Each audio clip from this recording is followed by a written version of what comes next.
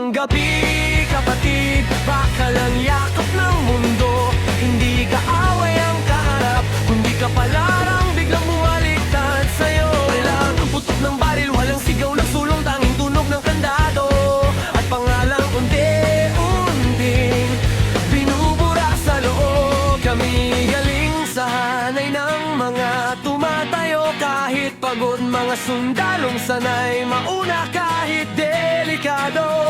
Hindi perpekto, tao lang din kami, nagkamali sa isang iglap, pero hindi kailanman naging masama ang budhi.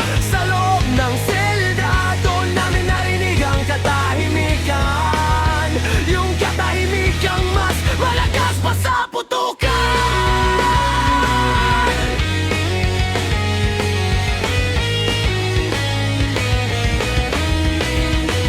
Walang ranggo, walang batalyon, luha lang napilit nilulunok.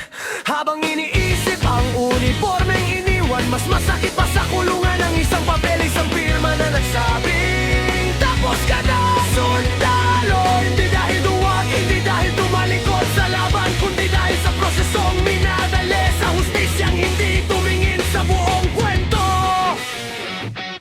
Naalala ko ang kampo sa batalyon ng Protector, hindi lang pangalan kundi panata. Doon kami natutong ipagtanggol ang bayan, kahit kapalit ay bawis, tugo at minsan pangalan.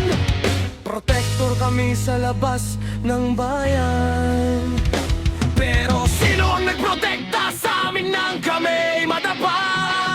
Tinanggap namin ang bigat ng pagkakamali, pero mas mabigat ang hatol na hindi pinakinggan ng katotohanan. Sa discard day, walang parada, walang tugtog, walang huling saludo, tanging yabag ng papalayo sa gate at pusong sumisigaw, hindi pa tapos ang laban ko.